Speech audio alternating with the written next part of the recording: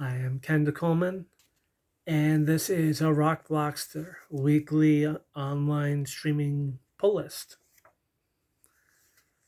And the idea of a pull list is from when comic collectors, it's still done. It's comic collectors on a weekly basis getting the comics that have been released for that week from their local comic shops, their local comic stores. I used to regularly collect comics and have my own pull lists, and this is my reconnecting with that. And through the spirit of my Rock Blockster online media platform, my blog, and this YouTube channel, I'm going to be able to review and provide a little bit of synopsis, a reaction, as well as promoting this comic, the creators, and this isn't sponsored yet, but these streaming provider apps, programs. And if other comic publishers want to link down below where I'd be able to read comic other comic publishers' products, please leave a comment down below. Contact me. My Rock Blockster email address is attached to my blog. Check it out. All right, so the first, pulling myself back from just jumping right in. So before I want to get into this, I wanted to point out that a lot of these comics, they have an old school feel while being more often introspective. The introspective comics have always been what I've been most drawn to. And there's some queerness in here as well. The back in the 80s, back in the 90s, reading an old X-Men Mystique What If story, Children in the Attic, and realizing just how stifling the Comics Code Authority was. And so being able to see comics that have like a 90s, early 2000s, 80s feel.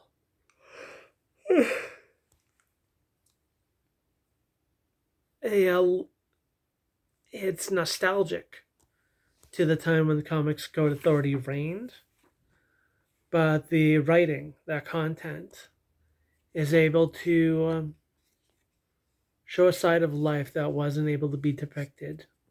More diverse side of life that I could only get into the comics back then if extremely coded. And that's something that I realized last year when reading 80s Spider-Woman. So let's get started. World's Finest Teen Titans number 2 by Mark Waid and Emanuela Lupacchino. Mark Waid is modern day comics royalty. He's been well known since the 90s, maybe since the late 80s. And I started reading him back when Kingdom Come came out. Kingdom Come by Mark Waid and Alex Ross. I remember back when he was writing for Fantastic Four. And this guy has been all over the big two publishers and probably some independents. So reading this version of Titans, I'm not sure which Robin it might be. It might likely be Grayson, just based on its 80s feel. The Titans in the roster are Robin, likely Grayson, Donna Troy, the Wonder Girl, Bumblebee, Wally West, the Kid Flash, and Aqualad, and Speedy. Just drawing names out of my head. And so I like to think that this is part of a Teen Titans thing going back to Wolfman and George Perez. This Teen Titans book is teens dealing with their own teen issues while helping other teens who are less empowered. And so in this comic, Garth, the Aqualad, is able to relate, to empathize with a young metahuman girl who has just realized that she had problems, and the problems were manifesting in terrifying ways for herself and others around her. And so the whole story was about the Teen Titans trying to save her, and also to help try to find her the best ways to deal with her newfound abilities and hone those skills. So in a way, it's sort of a gateway to social service for young metahumans. And it's in that more sensitive look into emotions of characters. And I like to think the comics are becoming more open to that style. Because teens especially go through a lot of shit. And hopefully I don't get censored for saying that. So the next one is Batgirls 15 by Becky Cloonan and Michael Conrad. Those are the two writers, illustrator Neil Googe. So part of longtime canon of Batgirl, one of the Batgirls, Stephanie Brown. She is the daughter of Cluemaster. There are 3 Batgirls, Barbara Gordon, Cassandra Cain, and Stephanie. And so Stephanie has always been the daughter of villain Cluemaster, and in this comic, in this reality, Cluemaster has come back from the dead, and after a fairly extensive time deceased, based on this Lazarus serum, the longer a person is deceased, the more their mind can't properly reconnect when they're revived, when they're resuscitated. So in Cluemaster's warped views of relations, of people, he's still trying to be something of a father, while he and Stephanie, Cluemaster holding Stephanie captive, are working out their father-daughter relationship. Stephanie herself, it's less that she needs Cluemaster there than she needs to understand what part of being Cluemaster's daughter remains with her and has helped shape who she is up to this point.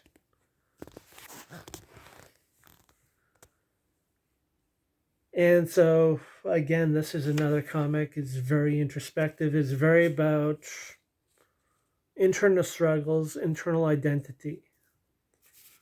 And you'll see that this is an ongoing thing with me. It's what often draws me into comics. It's why I often read the early Gail Simone Birds of Prey books. Next book is trying to find my card for the last DOC.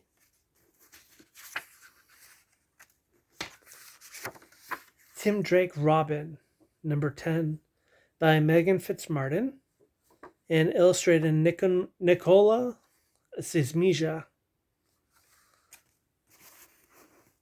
And now this is one of those comics that you probably could never find in the mainstream comics back during the Comics Code Authority days, because now Tim is out. And it's in his being out that I'm able to relate with the character even more than I did beforehand. It's a relatability that I find often in queer characters, not in all queer characters.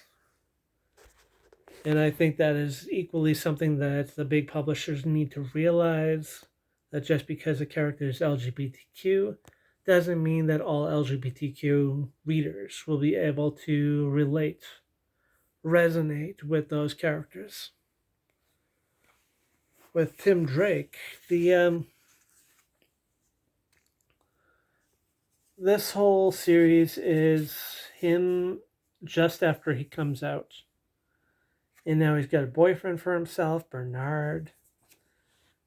And this issue specifically is about Tim learning that he doesn't have to go about things, even his hearing alone. That he's got his Bat family, and as an expansion on the Bat family, this new guy, Bernard. The story is about him saving Kate Kane, the Batwoman, putting himself in the position to sacrifice himself. And then Bernard brings in the rest of the Bat family to save him,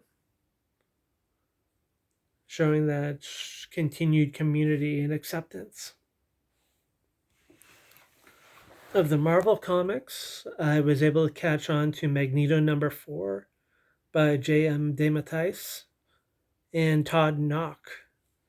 This is part 4 of a 4-part story arc, a 4-part limited series, which goes back in time to the 80s and shows Magneto back when he was leading the New Mutants team. And the comics feel... Sorry, it's late. The comics feel is just like of the Teen Titans. It goes back to the 80s. That's when the original stories of Magneto leading the New Mutants occurred. It has a more sensitive view of what motivates Magneto. And like most comics, that it mirrors tensions of the modern day. And what this issue tackles, it can go back years and years, decades and decades, centuries upon centuries. But in a time of so much political polarization, social and electoral polarization, social and electoral political polarization.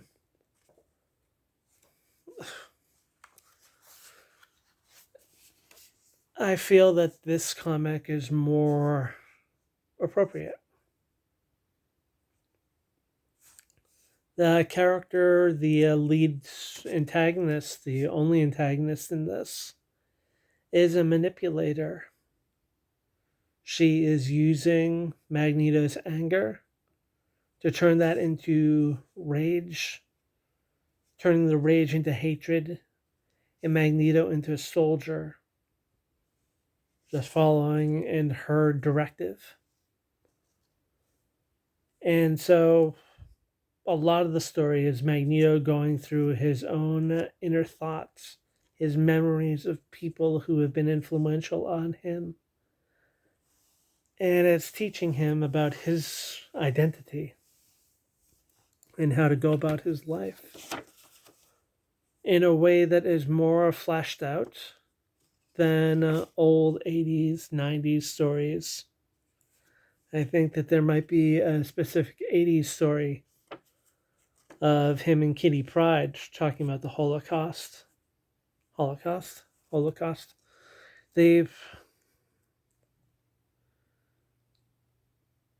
So this writing gives him a particular compassion about the young woman who is trying to manipulate him. Once he's able to free himself from her thrall, he's able to recognize that she herself is at least internally a child. She's a victim of traumas herself. And he takes compassion He shows compassion towards her. He tries getting her to stand down and then has to use a means of force to subdue her. That is the second.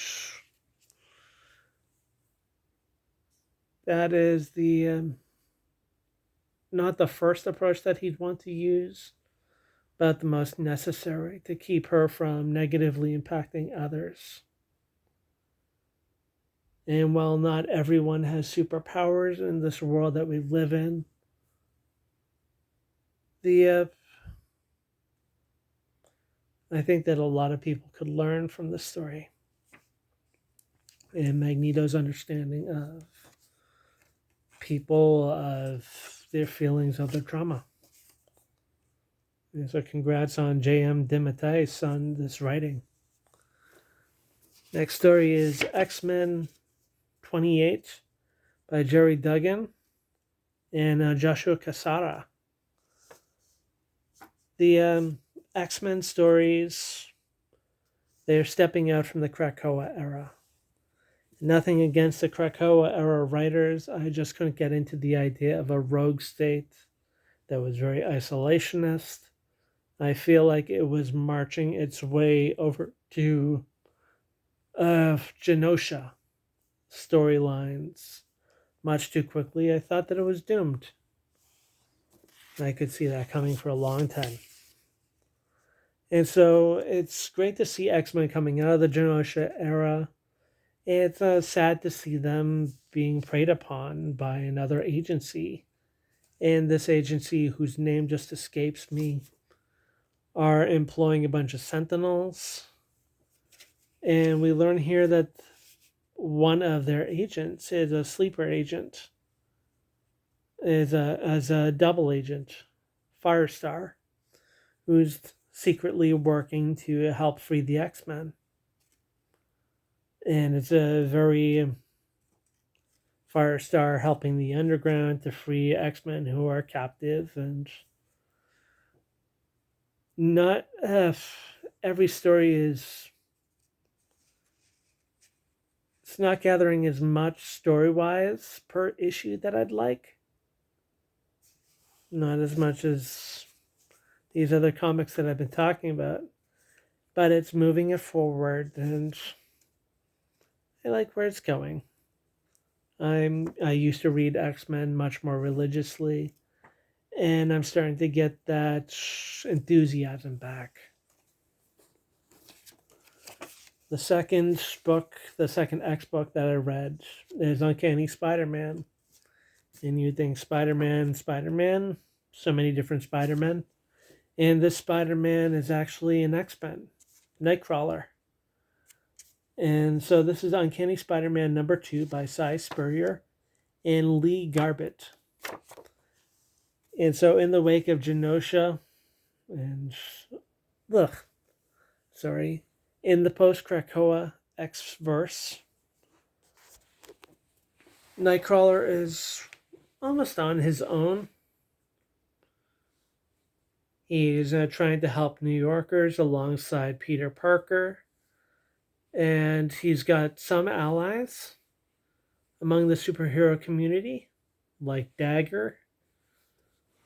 And he's trying to look out for his mom, Mystique, who's been losing her mind, seemingly. There was a cool little throwback to a story that I think it originated from Chris Claremont as an origin for Nightcrawler that just couldn't pass the Comics Code Authority. That Nightcrawler would have been the child of Mystique and Irene. The Comics Code was very anti-LGBTQ, and everything had to be extremely coded, and I've seen just how coded things are in other comics. So it's great to see that there's a little shout out to that, even though it's not official canon anymore. It never was official canon. And the last comic that I'm talking about tonight is White Widow number 1 by Sarah Gailey and Alessandro Miracolo. Now, White Widow is about Yelena, and I'm just getting into a lot of these characters, so don't expect a last name from me at this time. She's from the same similar program as Black Widow, and now she finds herself a soldier without a country to fight for. She doesn't want to be an Avenger. It's sort of like she's sort of like Black Cat or Catwoman in being a femme fatale. And at the same time, she is trying to find and develop her own sense of identity in a very pragmatic way that reminds me of when X-23 was just starting to develop her own independence and social well-being, emotional well-being. Yelena is writing down her likes, her dislikes, things that she's neutral on, and that's an ever-changing purview. And she's just writing out on these diagrams. She's diagramming who she is. And part of this is my trans self just finding so much connection to these female characters. But I've been really connecting with this, and the story right now, it seems very basic. Though I like the fact that she's doing a little small town superheroing. This in ways probably inadvertently connects to old 80s Spider-Woman. Where before Spider-Woman came up to San Francisco, she'd be doing like small time crime fighting in LA. And so I look forward to seeing where this goes. And so that is the end of my video. I see that this is now at 22.5 minutes. If in this video, if in the future you want to watch this at heightened speed, see the video as Quicksilver would or the Flash, just 1.5 or 1.75, whatever you're comfortable with in the speed times thing. It's a little hack that I learned on the Shannon Beveridge YouTube channel comment section. All right, my name is Kendall Coleman, starting out as Ken, transitioning. If you have any comments down below, please leave them. I welcome any polite, compact comments. Any suggestions on comics that I can look into. If they're in the streaming services, I'll definitely give them a look. I'm looking for new reads. All right, and I'll check with you later. Bye.